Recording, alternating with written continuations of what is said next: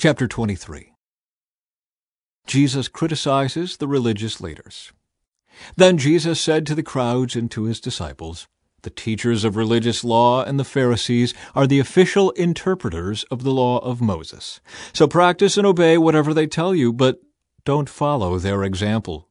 For they don't practice what they teach. They crush people with unbearable religious demands and never lift a finger to ease the burden. Everything they do is for show.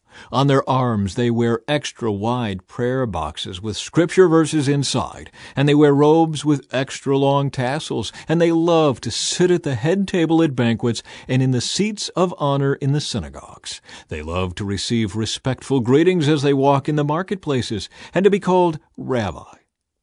Don't let anyone call you Rabbi, for you have only one teacher, and all of you are equal as brothers and sisters. And don't address anyone here on earth as Father, for only God in heaven is your spiritual Father. And don't let anyone call you Teacher, for you have only one teacher, the Messiah. The greatest among you must be a servant, but those who exalt themselves will be humbled, and those who humble themselves will be exalted. What sorrow awaits you, teachers of religious law, and you Pharisees, hypocrites! For you shut the door of the kingdom of heaven in people's faces. You won't go in yourselves, and you don't let others enter either. What sorrow awaits you, teachers of religious law, and you Pharisees, hypocrites! For you cross land and sea to make one convert, and then you turn that person into twice the child of hell you yourselves are. Blind guides, what sorrow awaits you! For you say that it means nothing to swear by God's temple, but that it is binding to swear by the gold in the temple. Blind fools, which is more important, the gold or the temple that makes the gold sacred?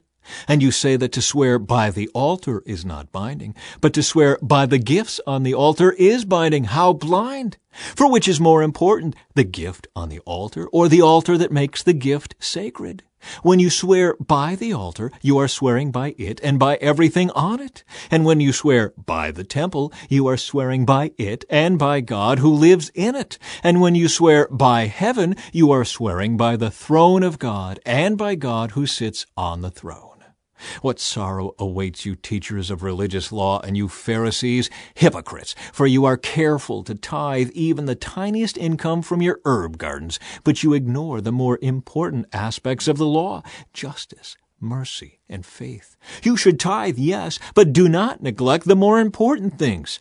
Blind guides, you strain your water so you won't accidentally swallow a gnat, but you swallow a camel.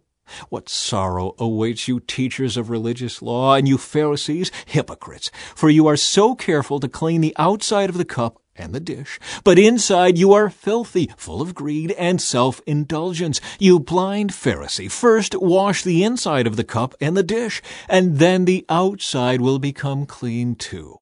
What sorrow awaits you, teachers of religious law, and you Pharisees, hypocrites! For you are like whitewashed tombs, beautiful on the outside, but filled on the inside with dead people's bones and all sorts of impurity.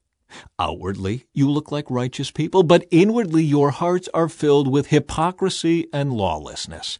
What sorrow awaits you, teachers of religious law, and you Pharisees, hypocrites!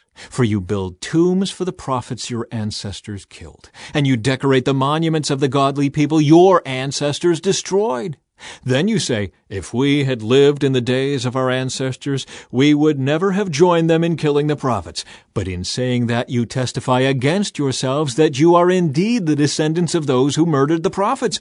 Go ahead and finish what your ancestors started. Snakes, sons of vipers, how will you escape the judgment of hell? Therefore I am sending you prophets and wise men and teachers of religious law, but you will kill some by crucifixion, and you will flog others with whips in your synagogues, chasing them from city to city. As a result, you will be held responsible for the murder of all godly people of all time, from the murder of righteous Abel to the murder of Zechariah son of Berechiah, whom you killed in the temple between the sanctuary and the altar. I tell you the truth, this judgment will fall on this very generation. Jesus grieves over Jerusalem. Oh, Jerusalem, Jerusalem, the city that kills the prophets and stones God's messengers. How often I have wanted to gather your children together as a hen protects her chicks beneath her wings. But you wouldn't let me. And now, look, your house is abandoned and desolate. For I tell you this, you will never see me again until you say, Blessings on the one who comes in the name of the Lord.